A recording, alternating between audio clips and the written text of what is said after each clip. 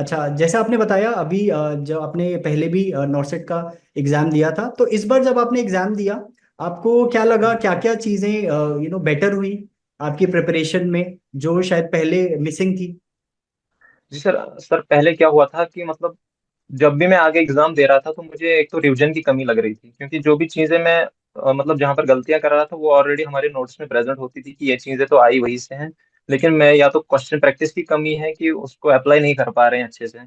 तो खासकर मुझे नॉर्सेट 7 में यही लग रहा था कि जैसे मैंने सर नॉर्सेट 6 दिया है पहले, उसमें प्रीलिम्स क्वालिफाई नहीं हुआ। उस टाइम पे मेरी प्रिपरेशन कंप्लीट नहीं थी, एक दो महीने हो गए थे प्रिपरेशन को। और फिर जब बीच में और स्टेट एग्जाम दिए, लेकिन दिन ब दिन इम्प्रूव कर रहे थे सर, क्योंकि ये नोट्स भी रिवाइज कर रहे थे और थोड़ा बेसिक बुक्स भी लगा रहे थे, पीआर यादव से क्वेश्चन लगा रहे थे। और भी टारगेट है से क्वेश्चन लगाने स्टार्ट किए, लेकिन उतना अच्छे से नहीं कर रहे थे उस टाइम पे उस पर फोकस, क्वेश्चन प्रैक्टिस में। उस टाइम पे मेन फोकस मेरा थ्योरी पे ही रहता था। ओके। तो फिर सब क्या हुआ सर, नॉर्सेट 7 में मुझे ये गलतियां, तब तक तो मैं नॉर्मल चल रहा था, उतना ज्यादा सोच नहीं रहा था, मैं सोच रहा था चलो मतलब अपने मजे से चल रहा था।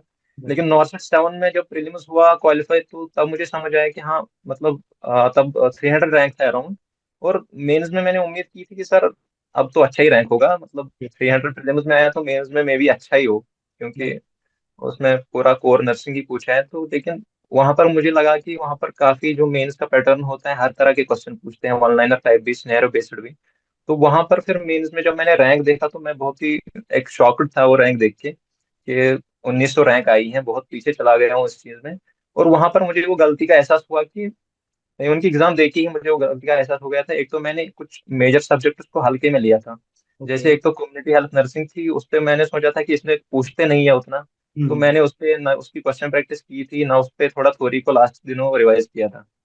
तो वहाँ उससे 10-15 क्वेश्चन आए थे जो कि बहुत ज्यादा गलत हुए थे उनमें से।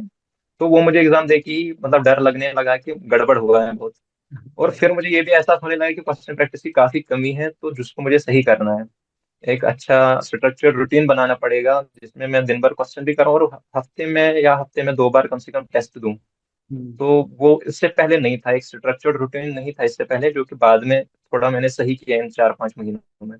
और जिसकी वजह से नॉर्सर सही में मतलब 8 में मतलब सही रैंक आया है।